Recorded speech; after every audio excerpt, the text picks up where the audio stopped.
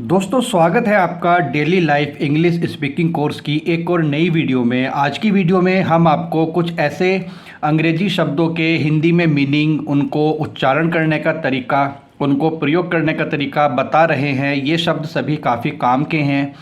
इनमें से अधिकतर शब्द ऐसे हैं जो आपको YouTube की किसी भी वीडियो में कभी भी देखने के लिए नहीं मिले हैं। तो सबसे पहले हम शुरू करते हैं हमारे सबसे पहले शब्द को लेकर के। सबसे पहला शब्द है हमारा एडिपोसाइट। इसको हम बोलते हैं एडिपोसाइट। वसा कोशिका, शरीर में जो कोशिकाएं वसा को संचित करती हैं उनको हम एडिपोसाइट कहते हैं। इसका प्रयोग हम किस प्रकार करेंगे? Adipocyte stores calories in the form of lipids, यानी कि जो वसा कोशिकाएं हैं वो शरीर में कैलोरीज को लिपिड की फॉर्म में स्टोर करके रखती हैं। अगला जो शब्द हमारे पास में है वह है एडिव।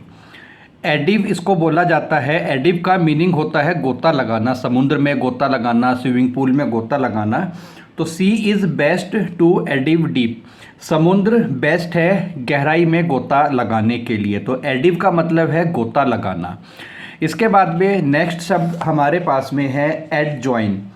एडजॉइन इसको बोला जाता है। एडजॉइन इसका मतलब है जोड़ देना या लगा देना, दो चीज़ों को एक साथ जो है जोड़ देना। I will adjoin a copy of judgement, अर्थात मैं जो जजमेंट है उसकी एक कॉपी साथ में लगा दूंगा। जैसे डॉक्यूमेंटेशन हम कहीं करते हैं तो वहाँ पर अलग अलग तरह के पेपर्स हमें लगाने होते हैं, या किसी पहले से मौजूद चीज़ में किसी चीज़ को हमें ऐड करना होता है तो वहाँ पर हम एडजॉइन का यूज़ करते हैं।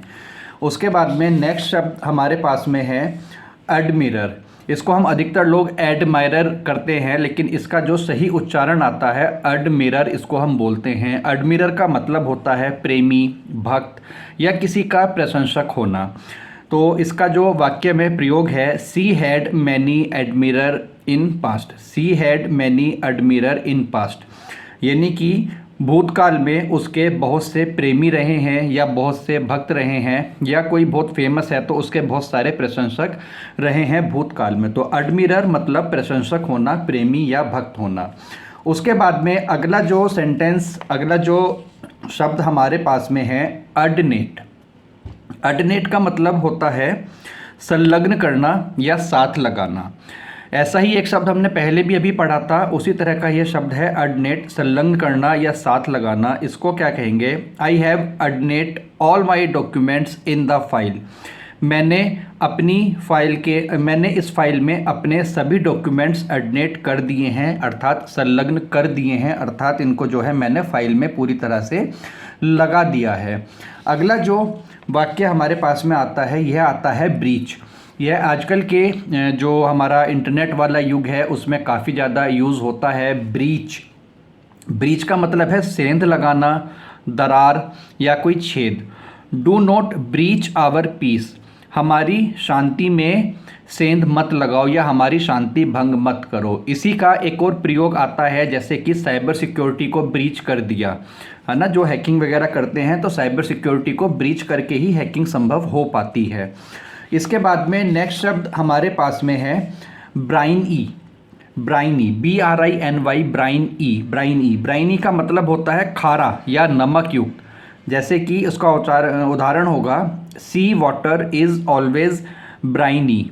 जो समुद्र का पानी है वो हमेशा खारा होता है। कोई भी ऐसी चीज़ जिसमें नमक बहुत ज़्यादा मिला हुआ हो, जिसका स्वाद खारा है, तो उसको हम क्या बोलते हैं? ब्राइनी। ब्राइनी। अगला शब्द हम लेकर के चलते हैं ब्रिटल। ब्रिटल का मतलब होता है कोई भी ऐसी हार्ड चीज़ जो थोड़ी सी भी चोट लगने पर एकदम से फूटकर बिखर जाती है, चूरा चूरा हो जाती है, उसको हम ब्रिटल बोलते हैं। Spelling BRITTLE, brittle. ब्रिटल का मतलब है भंगुर, फूटकर चूरा होने वाला।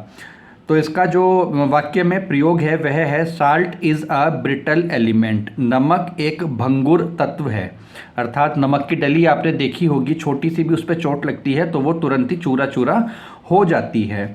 नेक्स्ट वर्ड हमारे पास में है कंप्लाई। इसको बहुत सारे लोग कॉम्प्लाई पढ़ते हैं या कॉम्प्ली पढ़ते हैं, तो इसका जो सही उच्चारण है कंप्लाई, COMPLY, कंप्लाई। कंप्लाई का मतलब है आज्ञा मानना या हुक्म बजाना।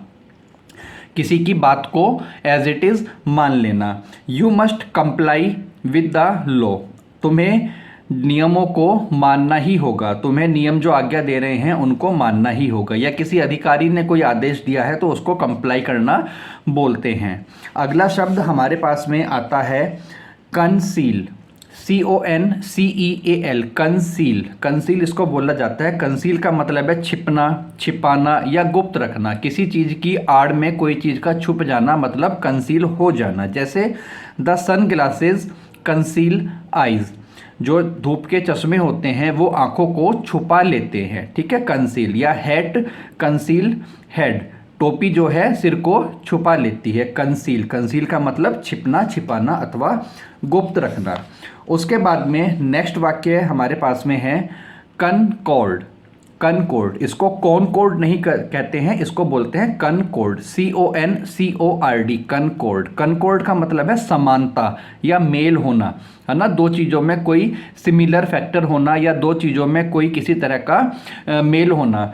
जैसे कि उदाहरण इसका दिया है हमने, water and fire don't have any concord, पानी और आग में कोई भी समानता नहीं होती है, ठीक है। तो पानी और आग दोनों का नेचर अलग अलग है, तो कनकॉर्ड, कनकॉर्ड का मतलब है समानता होना। Water and fire don't have any concord.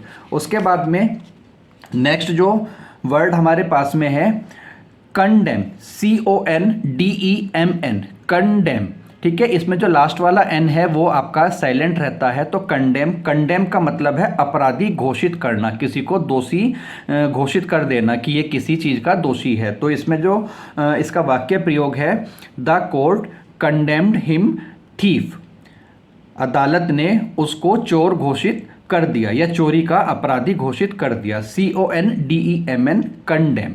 तो फ्रेंड्स, ये कुछ बहुत अच्छे वर्ड्स थे जो आज की वीडियो में हमने आपके लिए कवर किए हैं। इनको आप रिपीट करके दोबारा देख सकते हैं, और वीडियो पर आप एक लाइक ज़रूर कर दीजिएगा, शेयर कर दीजिएगा। हमारा जो ये चैनल है daily life English speaking course, इसमें आपको इसी तरह के वीडियोज़ लगातार मिलते रहेंगे। अगली वीडियो में जल्दी ही मुलाकात करेंगे।